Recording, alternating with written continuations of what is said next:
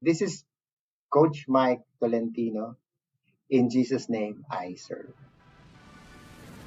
Welcome to Christian Athletic Ministry Podcast, a podcast for officials, athletes, coaches, chaplains, and anyone interested in the sports ministry.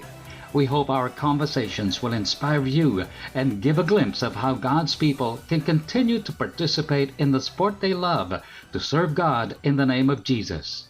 Welcome everyone to Christian Athletic Ministry Podcast. Today we have referee, teacher, mentor, husband, father, Coach Mike Tolentino. Welcome to the program, Coach. Thanks for being with us. Salamat po sa pag-imbita, Ma'am Jo.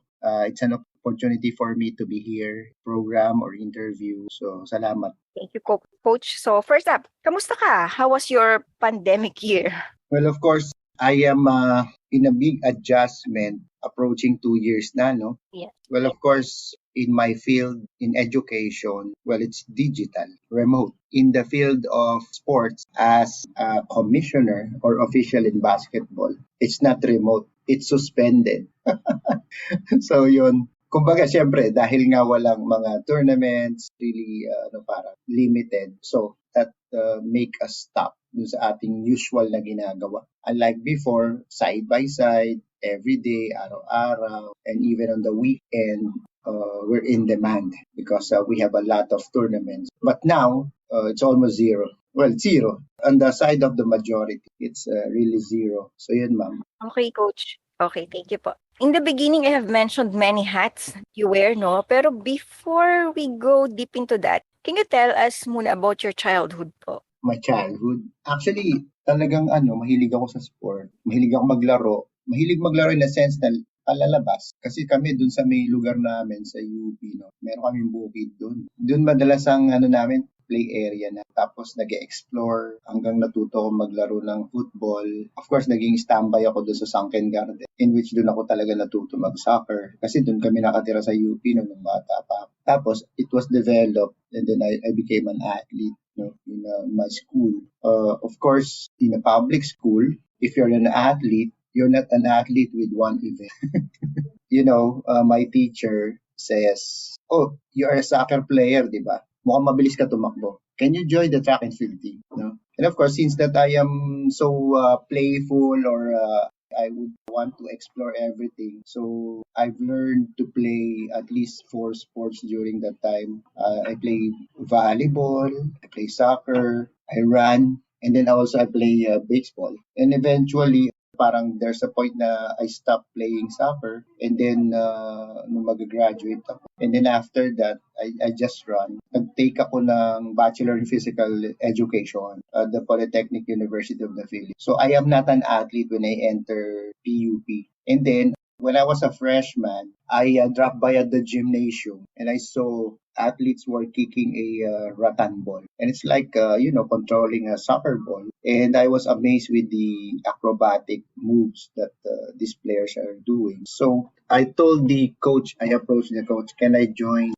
the team? It's okay if I'm gonna be a trainee. No problem with that. I just want to learn, coach, sabi ko. It happened that coach was my classmate pala in one subject. Binabalikan niya lang yung one subject. Graduating na siya. During that time, he was the coach of the national team. And then graduating na siya ng Bachelor in Physical Education sa PUP.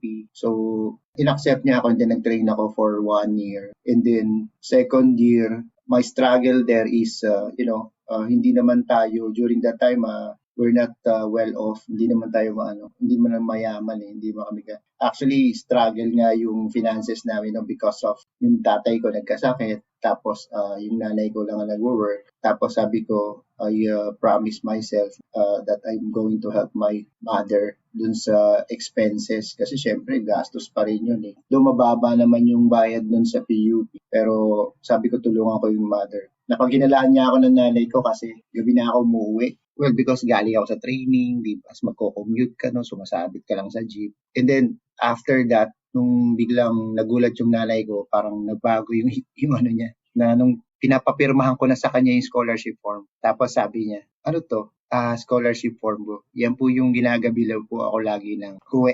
So, full scholar ako, second year. Then, with that, so I continue to train. Then, I train hard. And I persevered, no. Meron namang fruit 'yun. Parang naglaro ako sa isang national tournament representing my school.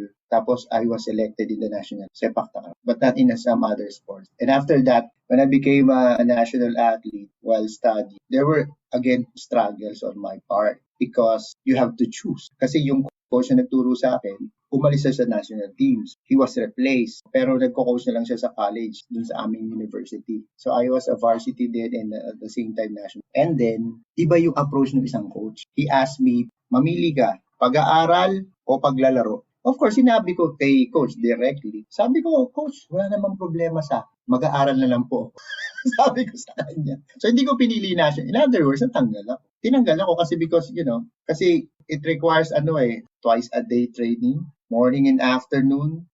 Syempre parang ang hirap pa ng biyahe, mag-aaral ka pa. It's a varsity noon, one training lang. Afternoon, that's after class. Sa kanila, syempre, yun din totally mawawalan ka na ng ng drive sa pag-aaral. Since na, syempre, gusto ko matulungan yung magulang ko, gusto ko, pinili ko talaga yun. Tapos, di nag-training lang kami. Actually, 5 kami na pinapili. Pinili na talaga namin So, we remain as varsity, as scholar of the school, but not in the national team. Syempre, pangarap mo yun, di ba? Parang you want to represent the country, don the national colors, di ba? Wear the national uniform for national athlete. Pero yung perception ko, may ganun palang senaryo sa pagiging athlete, no? Well, pagkatapos noon, we played in the National Open again and nanalo na naman kami, natalo namin yung national team na nagpa-practice ng 2 beses sa isang araw, in which kami naman nagpa-practice lang kami ng isang araw. So hindi ko nakita yung parang wala namang difference, di ba? So ganun. Yun doon ko napatunayan na if I compromise, di sana hindi rin ako ng pag-aaral. Tapos matatalo rin naman namin siya. So parang ganun. In other words, inofera na naman ako na maging national athlete. But yun, pinili ko, sabi ko, yes, I will accept, sir, but in certain conditions. Kasi po mag-aaral po, graduating na po ako eh.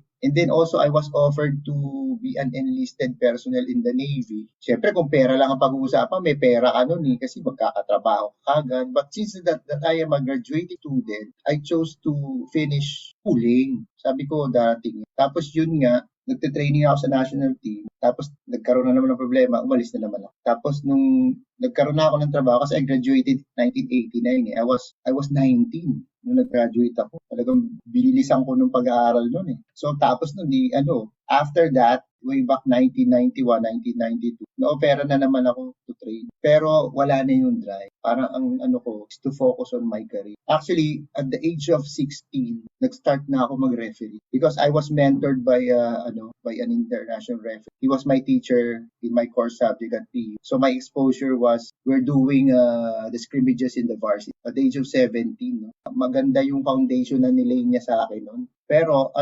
nagalit siya sa akin, si teacher. Kasi pag-graduate ko, nire-recruit niya ako sa national referee na hindi lang ako. Hindi ako nagpunta.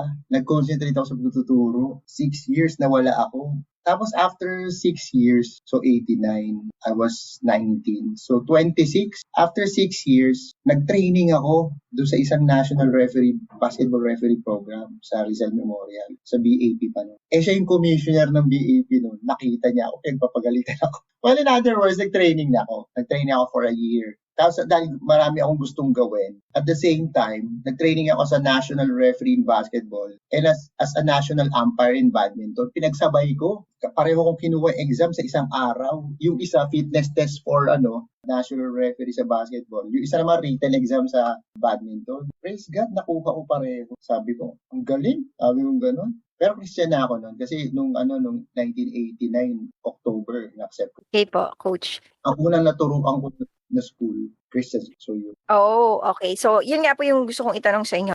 Yung about your faith journey. Parang where does your faith come in? Can you tell us more about how did you get to know God? When I was a varsity at PUP, yung coach ko Christian. So meron kaming devotion, mag-pray kami before practice, after practice. Pero syempre, hindi pa ako Kristiyano. No? So nangyari sa akin, pagka-graduate ko, tinulungan niya ako, bigyan kita ng trabaho. Magpunta ka dito sa address na to, ganyan, dito to sa Rizal Province, sa May Cainta. Puntahan mo, hanapin mo si ganito. Yung pala Christian school yung pupunta, 1989. Tapos nung nagpunta ako doon, of course, yun nga, nakita ko, syempre Christian school, tapos pinakilala kami. Nagkaroon kami nung syempre Bible study, tapos nag-sharing kami ni pastor, yung pastor namin, yung chaplain namin. Tapos, yun nga, nag-offer na for accept. Then I accepted Christ as my personal on that. So, yun, doon nagsimula yung journey ko doon sa school na yun. Actually, tumagal din ako mga 12 years. Tapos yun, of course, meron kami mga Bible study, meron kami mga camps, no? Meron kami mga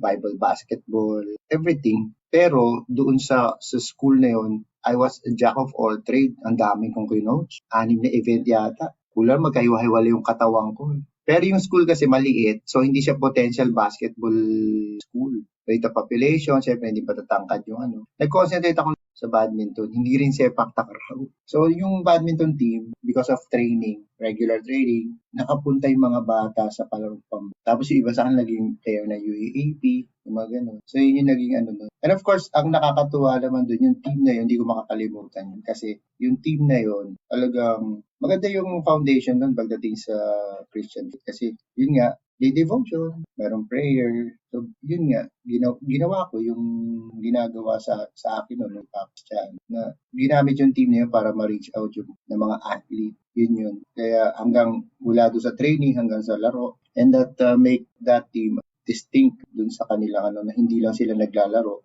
but sila ay naglalaro sa laro ng buhay. Na kailangan sila magkaroon ng spiritual feet, sabi ko sa kanila. Natuwa naman kasi halos lahat ng mga na yun, successful naman sila. May nurse sa New Zealand, may teacher, may artist, engineer, architect. So yun. And then nung parang nag-desire din ako na parang gusto ko magturo naman ng college. After 12, nag-resign na ako doon, year 2000. Tapos, napunta ako dito sa University of Macau. And then also, na-introduce sa akin yung Athletes in Action. Nakilala ko si brother. Kami, Claude. No? Then, of course, yun nga, senior sa akin yung sports ministry, yung essence ng sports ministry, what are the philosophies, what are the talagang target ng sports. Well, of course, that's evangelization. Evangelize people who are in need of Christ to gain salvation. So, yun yung hanggang nadala ko dito sa UMAC, na-invite ko sila. Tapos sila Brother Toti, meron sila mga friends na mga missionaries na nasa athletics, nasa conditioning. Napadala ko sila dito para ma-reach out yung mga estudyante. Actually, nung napunta ako dito sa athletics department ng University of Makati, yun ang ginawa ko, yung buong so nagkaroon ng regular Bible study. Pero dahil hindi mo rin masasabi ang kasi hindi rin permanent lahat. Meron din time talaga na nawala yung Athletes in Action sa UMAC. Pero magkakaibigan pa naman, pagpupunta, naman, walang problema. Nawala siguro na nagbago yung direction. And after that, yung kaibigan ko naman si Coach Jojo Villa. Si Coach Jojo Villa kasi matagal ko na rin talaga siyang kaibigan. Bata pa ako nung kaibigan ko sa UP days. Hindi ko alam, si Coach Jojo, decorated kasi yan Decorated coach yan Ang tinding training yan sa USNC. Basta yung mga bigating mga coaches in the USNCAA. Doon siya nagte-training. Tapos of course, he's also in the PBA. So high profile coach siya. Pero sinasabi niya lagi sa akin, the only desire that he wants is to coach the University of the Philippines team, the UP team, UP men's basketball team, to serve as head coach because for the longest time, he's always on the behind, Siya lagi assistant. Pero syempre, nawawala na sila Coach Joe, mailap sa kanya yun. Despite of the trainings, the high-profile training that he had sa America with the first grade coaches, high-profile coaches, parang malayo sa kanya. And then he decided na mag-full-time sa mission. So naging siya, full-time missionary siya to FCA. Then pumunta siya bigla sa UMA. Doon sa UMA, nagbo-Bible study ako syempre, pero limited lang sa mga students ko, kasi naging coach din ako dito ng soccer. Sepak takraw, badminton, volleyball, basketball, 4 years sa NASCO.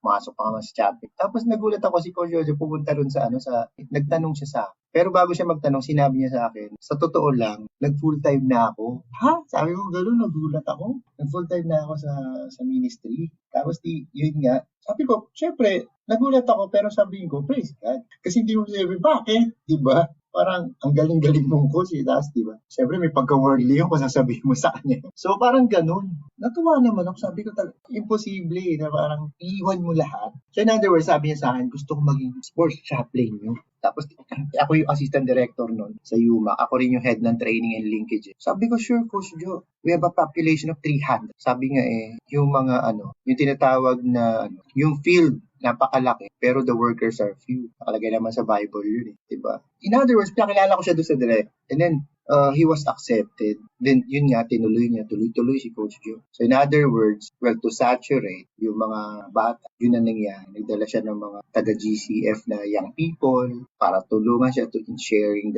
or evangelize the other, sharing the word of God to the other. So, yun ang nangyari. And yun nga, until now, he is the sports shop. Kaya lang, nawala na ako dun sa athletics. Nalipat na ako dito sa college. Sa academics na ako.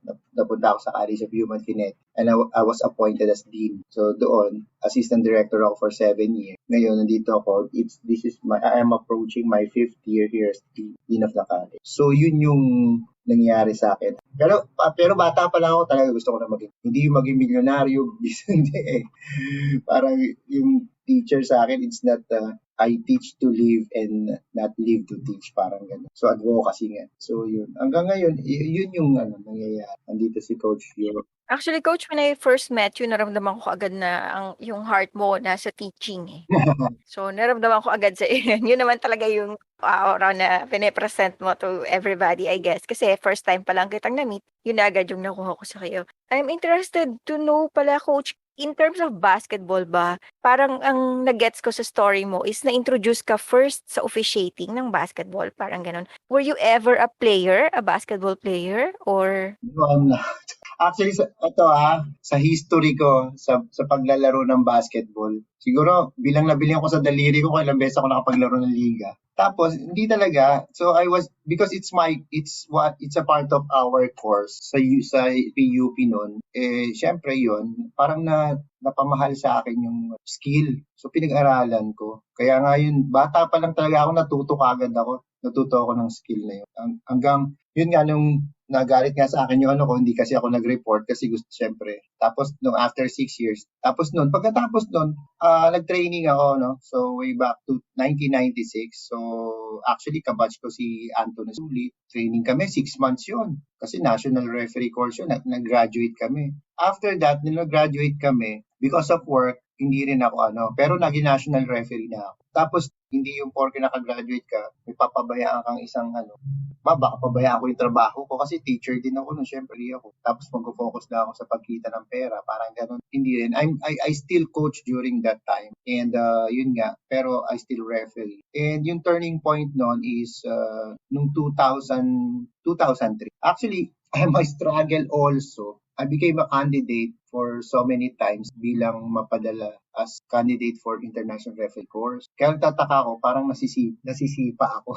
napapalitan ako. Tapos parang sasabihin ako magpa-condition ka, gano'n. Siyempre kasi yung fitness test important, essential yun. So papakondisyon, bigyan mo ng panahon. So pagbigay mo ng panahon, tapos hindi ka mapapadala. So nung 4th time, nung 2003, nag-referee ako ng finals ng UAAP, nung FEU nun, tsaka Ateneo. And then I was informed by Sir Boy Reg, sinabihan niya, magpa-kondisyon ka.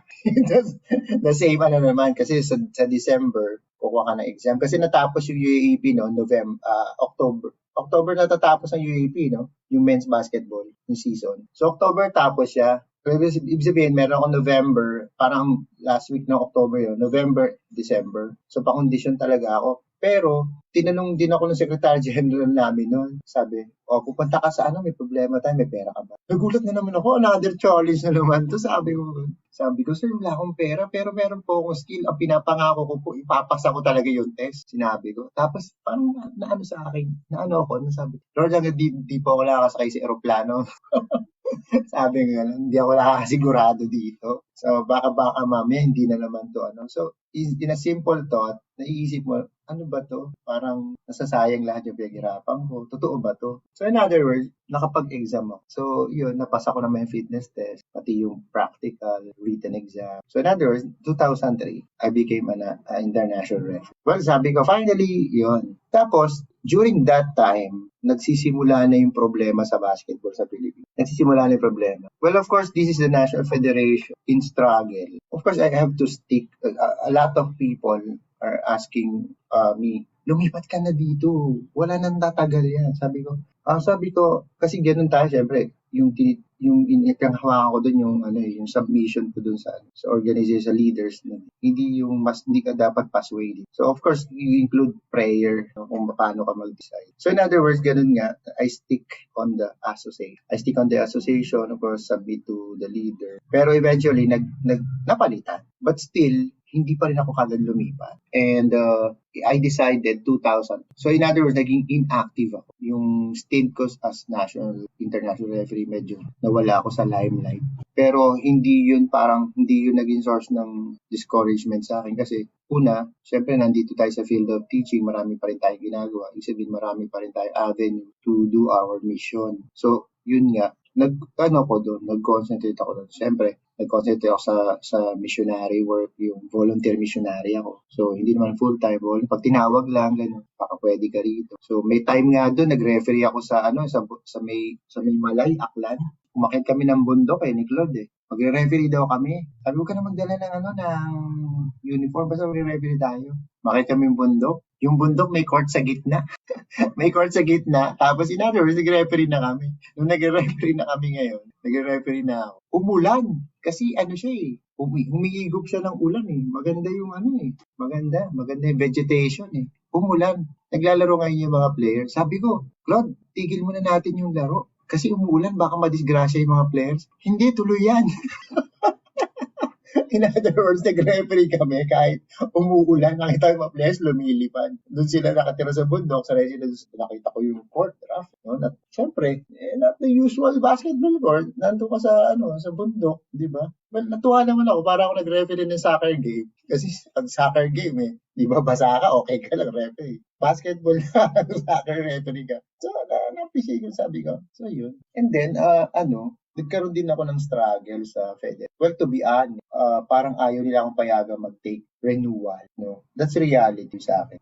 I'm honest with that. Pero to the point na gumawa ako ng way, parang nag-pray ako, gumawa ako ng paraan para makaano. So in other words, noong 2014, naka-exam ako, na-renew. Tapos, pagkatapos sumunod uli, na-renew. So, hanggang natapos ko yung stint ko as an international referee. Actually, yung last game ko, 2019 sa Jones. That's my retirement game. Championship yun. Parang yung last game. So, ang tawag na retirement game. Tapos, yun nga, on that retirement game, sabi ko, finally, ito na Lord. Of course, kasi alam mo yung mga iba dun nag-hold back pa Ako talaga sabi ko darating. Well, of course, ini-impress naman sa akin ng Lord, this is the next stage. The next stage is for you to become a commissioner. And then I took the exam noong 2020 and I passed. And then nagkaroon ulit ng renewal, I passed it again. Etong 2021. 2019 pala. 2 years kasi. Pag-retire ko kasi ng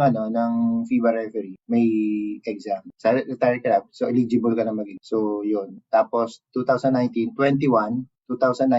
pasado yung first. Tapos yung 2021, nag-exam ulit ako ngayon, pasado, renewal. So this is my second term as a FIBA commissioner. Kaya lang, pandemic, wala tayong reserve. Pero, yun nga, nagko-coordinate naman yung federation. Of course, if the federation needs my help or any suggestion, sabi ko, sige, tutulong po ako. Tapos yun nga, sinulatan ako ng federation and then they told me that I will be sent with the FIBA referee mentoring. Pag sinabing FIBA referee mentoring, I am a former FIBA referee, so senior ako, di ba? And then, I will teach young FIBA referees, yung mga bagong FIBA referees, i-mentor mo sila.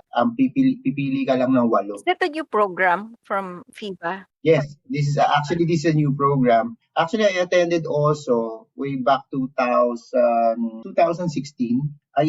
We attended the 5-day referee instructor program, the FIBA referee instructor program. They call it the FRIP. And then Eto nga, mentoring. But this is a different approach kasi dito, you're going to mentor 8 persons only. And then you will start with the federation to mentor your young FIBA referee. And then after that, pag nag-prosper na yon, they will send you out to mentor young FIBA referees from different countries, primarily in Southeast Asia. Ibig sabihin, halo-halo na. May Thai, may Malaysia. So you start mentoring within your country. Yes, that's the first step. So ongoing po ba siya ngayon? Meron kang mini-mentor? Actually, we're going to have after the Olympics, we're going to have the next session, the training. Kaya lang, instruction sa amin, you need to select your prospective mentees. So meron naman ako, meron na. Actually, well, praise God, dito sa UMAC, we have produced 3 international referees. One is Edith, Faye, and then Toti. Yun ang minentor ko sila noon nung wala pa talaga sila. Actually, yung mentoring kasi iba eh. Ang nakita ko diyan, hindi yung dahil marunong na sila mag-referee. I-mentor mo sila dun sa mga refinement eh, para mag-suit sila dun sa pagiging international. Kasi di ba ikaw nag-referee ka lang. But what level? Kailangan i-mentor mo sila na magpapasok sila dun sa criteria or category. So yun, parang ang nangyari sa akin noon, mini-mentor ko. So dun sila umabot, na-refine. Kesa nung bagong dating sila sa Maynila o nagsisimula pa lang sila, syempre, nagre-referee nga sila pero hindi para doon yung level. Until such time na, syempre, na-handle mo sila, they were exposed. Like si Edith, maraming exposure yan eh. Matindi yan. Kaya talagang rightful siya na maging first PBA female referee. Because nung pagdating niyan dito sa akin, galing siya referee na siya, pero syempre local referee siya doon. Syempre iba naman yung game, di ba? So pagdas doon, nakita ko yung potential niya. In-expose namin siya doon sa nag-apprentice program siya doon sa women's national team. So kay Coach Heidi, walang bayad yun. Referee lang siya na referee. Pero syempre yung level, dahil national team yung nire-refereehan mo, that will help you to enhance your skills, di ba? So in other words, pag take niya ng international referee course, pasado ka.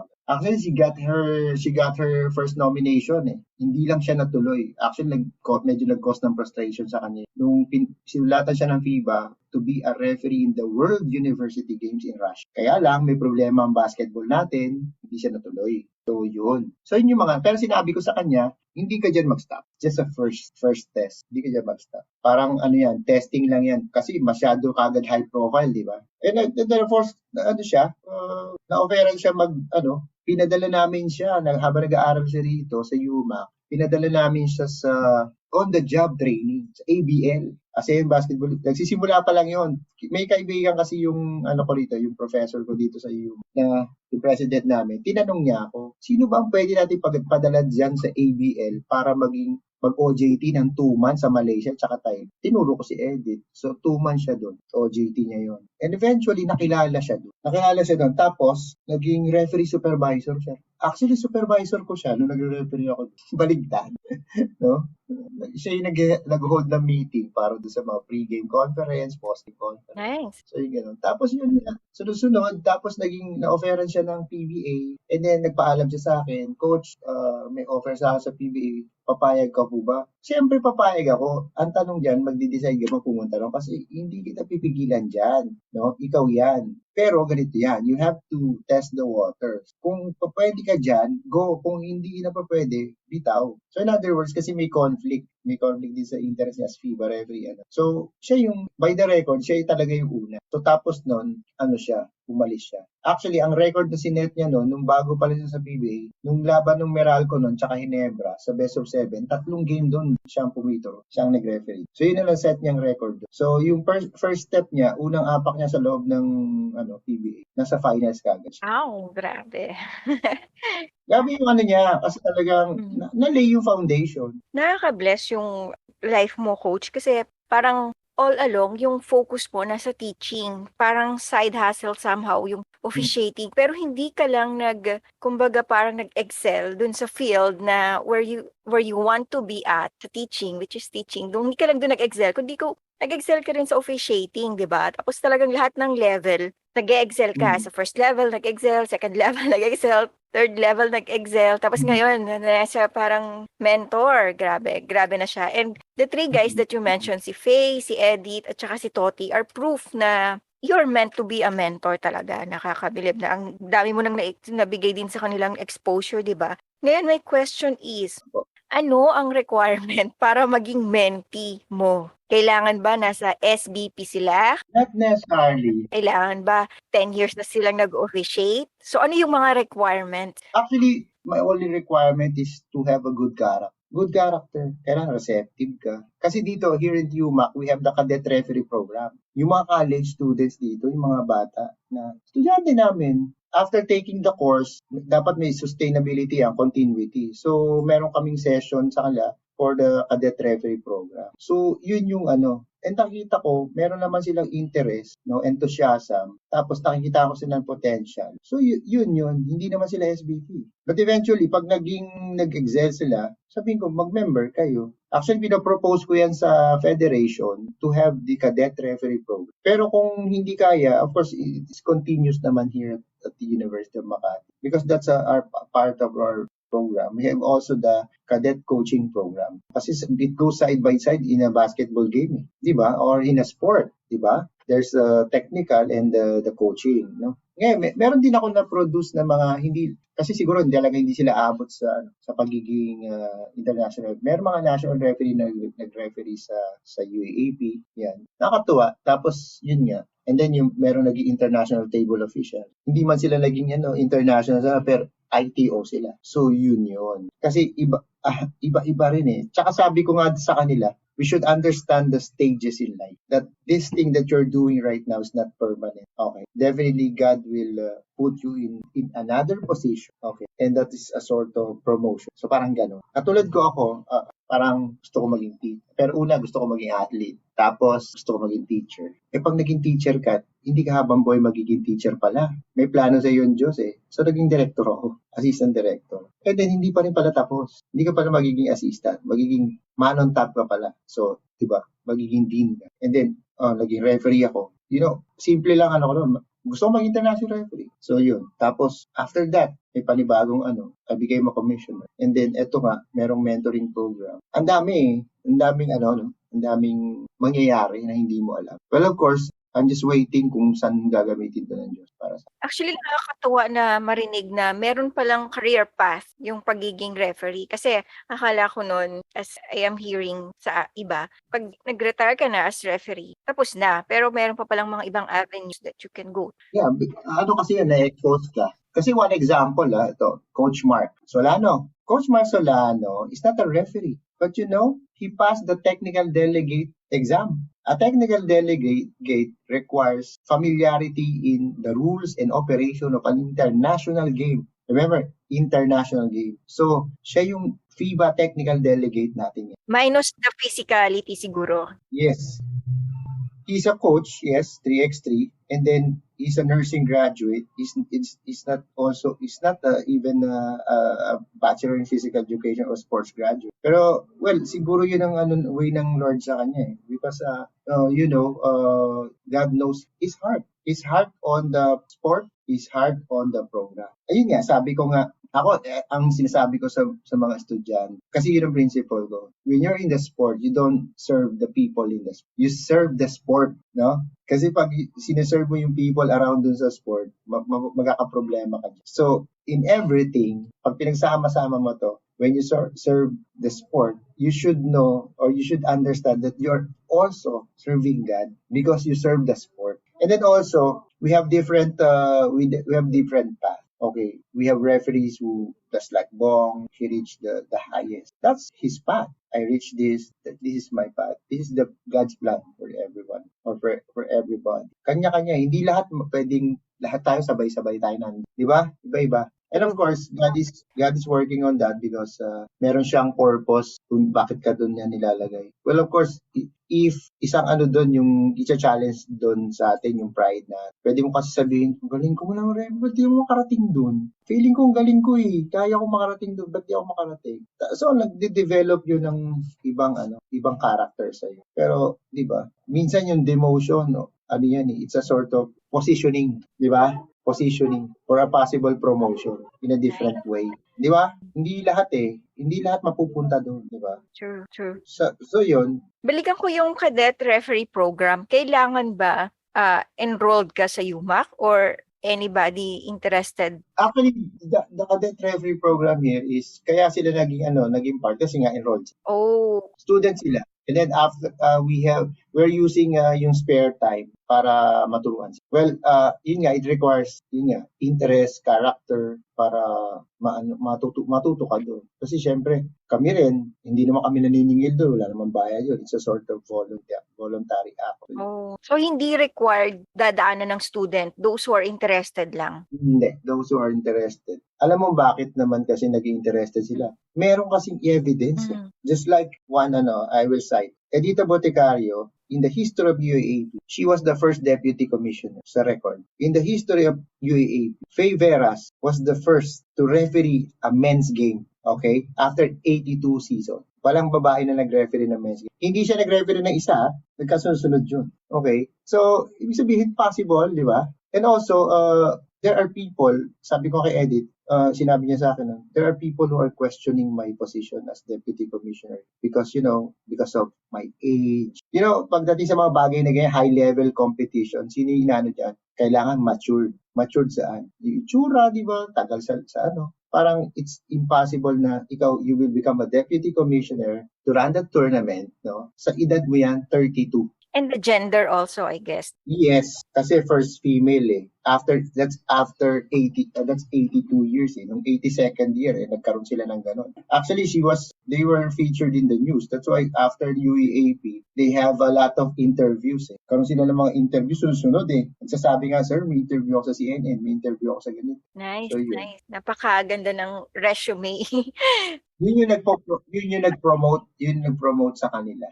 Oo, dun para sa referee program, no? Nakakatuwa. I'm not sure if lahat ng school may ganyang program, yung pinopromote yung officiating. Kasi napaka-interesting ng career na ito. And hindi lahat ng school nagbibigay ng ganyang opportunity. So nakakatuwa na yung UMAC, may ganyang program. At may evidence naman kayo na it really works. Diba? May mga tao na nag-excel talaga in this career. Actually, hindi naman, yun nga rin yung sinasabi ko sa kanila. Ang result ng isang program like this ay hindi naman natin binibase doon sa bilang na kung ilan yung na-produce. Ito ay binibase natin doon sa numbers, kung sino yung nakarating doon sa pinnacle. Parang quality over quantity. Quality, yes.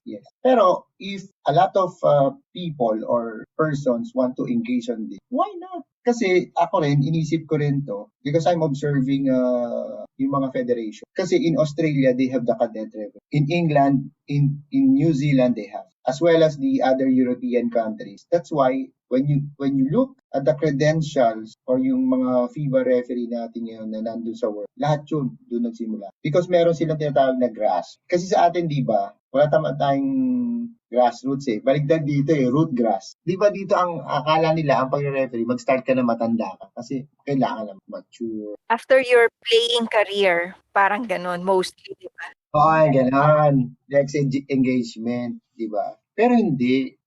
Dapat magsimula ka rin. Kasi hindi ka naman magre-referee ng, halimbawa, you're 16 years old. Hindi ka magre-referee ng 18 years old. You have to referee 10 years, in which you are more mature, di ba? Well, I also, I can say this, when we were in Guam, I have a friend there. She asked me if we can have a cadet referee program on the community. Actually, this is a community service. So, we stayed there for 2 months. Then, prior to a competition, nag-train kami ng mga bata na mag-referee. To produce 4 and one lady or one teenager na referee.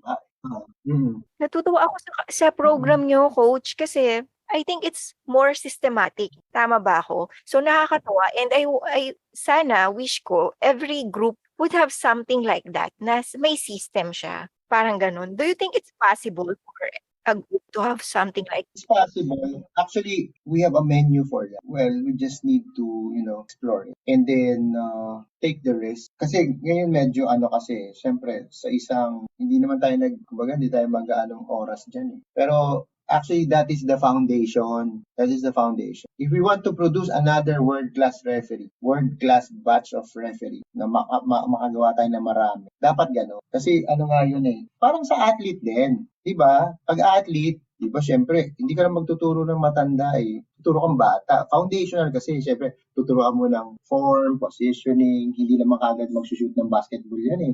Hindi naman kagad mag-dribble yan. Stance pa lang, di ba? Parang ganon. It's the same with refereeing. It's the same with officiating. Any sport. Actually, dito sa UMAC,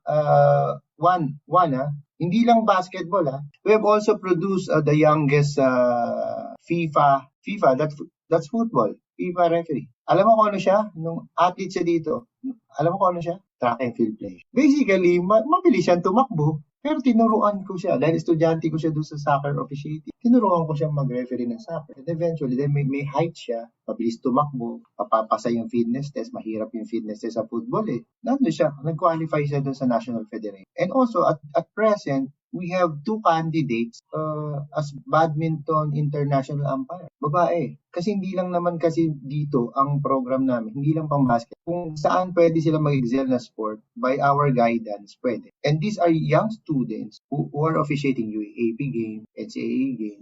Paglagpas nila doon, saan sila papunta? Siyempre, international. Di ba? They are qualified to get international certification. So, yun na. Wow. I think dapat ganyan yung mga goal ng mga sports program. Kasi sa observation ko lang sana wag ako ma-quote dito. Ang goal ng karamihan ng sports program is to produce athletes, 'di ba? Medyo napag-iiwanan yung officiating. Pero meron ding avenue pala for officiating or referees to get big, alam mo yon, to be known around the world. Sana lang mas mabigyan din tayo ng parang ma-praise din mga ganun na ginagawa natin.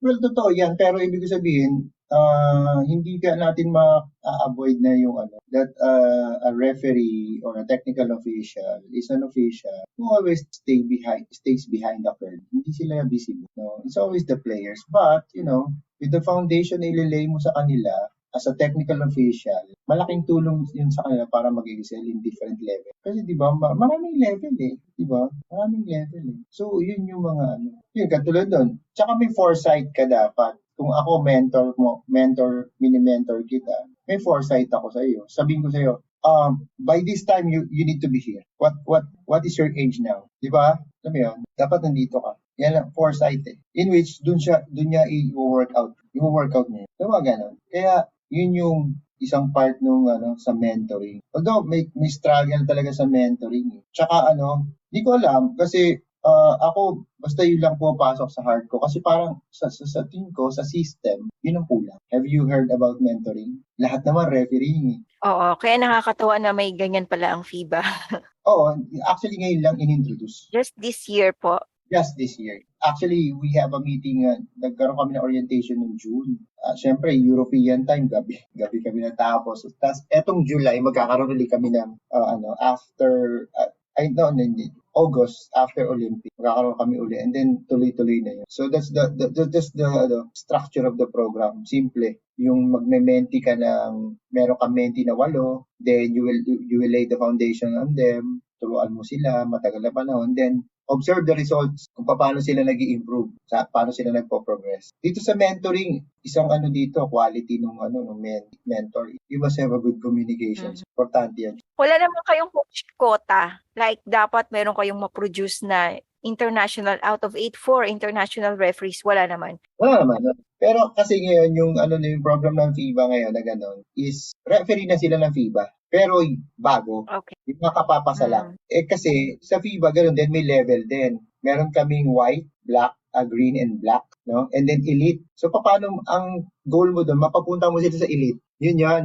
And of course, they need to pass the white, the green, and the black. And then, the ultimate is the elite. Doon na magpa-plateau yun. So, sustain na lang. Parang gano'n. Di ba? Yun din yung goal mo. Kaya nga hindi sila marami. Kumbaga, cream of the crop. Nice. So, I can see na you're very excited with mentorship kasi somehow parang teaching rin siya. More personal level lang siya. Another question is, what qualified you to be a mentor? Bakit ka nila tinawagan? Na-feel ba nila agad na, good mentor to?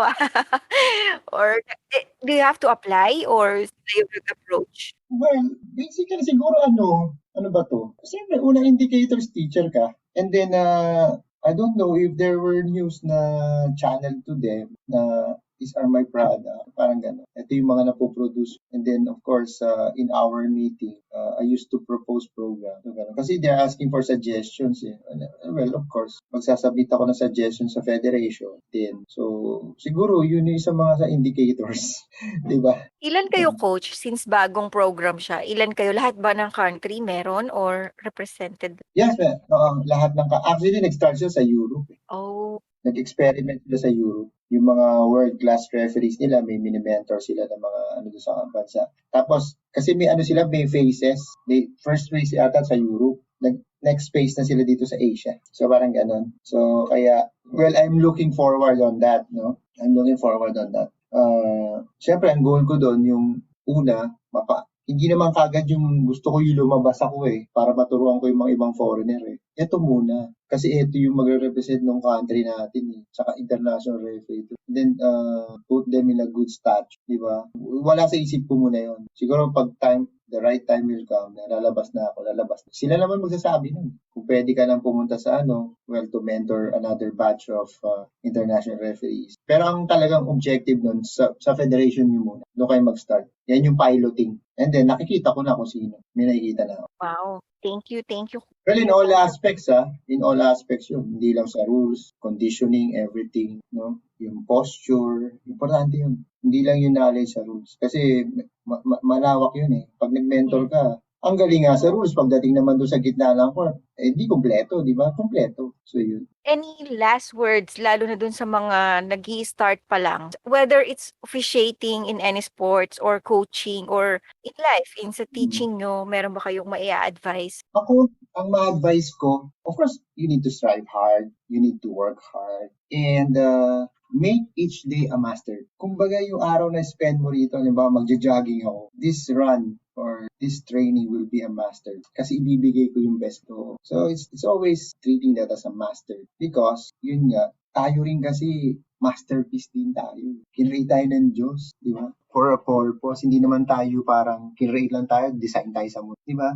God's work of art tayo di ba? With the purpose of serving God, showing love for people, sharing the gospel, sharing the promise of salvation, the love. Kaya yun ang masasabi ko dyan sa mga mag-engage. But of course, sabi ko nga, always make God as the center of everything. Kasi, sabi ko nga, naging referee ka, nakarating ka kung saan. Yung referee prize mo na yon, na international referee ka. Yung kung nakarating ka saan, bonus mo na yun. And we simply call it blessing. Pero, well, it depends on your heart. Tinitingnan pa rin ng Diyos ko ng heart. Kung hindi, aalisin na lang niya sa iyo. Well, praise God kasi dito pa rin ako kahit pa paano. No? So, yun nga. Marami tayong challenges sa buhay. But, tinuturuan tayo lagi araw-araw ng Diyos na to deal. Marami tayong circumstances. But, tinuturuan tayo ng Diyos na how to engage. And then, by His grace, ma-fulfill natin yung gusto niya. Siyempre, sa Christian perspective, yung gusto naman ng Diyos, hindi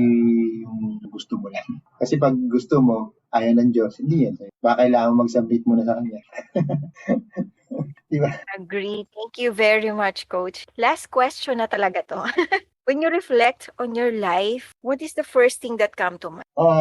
Yung purpose ko dito sa ba't ako nandito? Yung lagi ay naano ko. Tsaka, sinasabi ko, everything is not permanent, that God will put you here, but eventually, He will remove you and then put you in another place na plano niya para. Kasi gano'n naman dahil sa dami nga nung dinaanan ko Naging athlete, coach, kung ano kinoach. Para saan ba ako? Tapos naging referee, napunta ako dito sa position ko, nandito ako sa kinaupuan ko, pag-usap kita, di ba? Parang gano'n.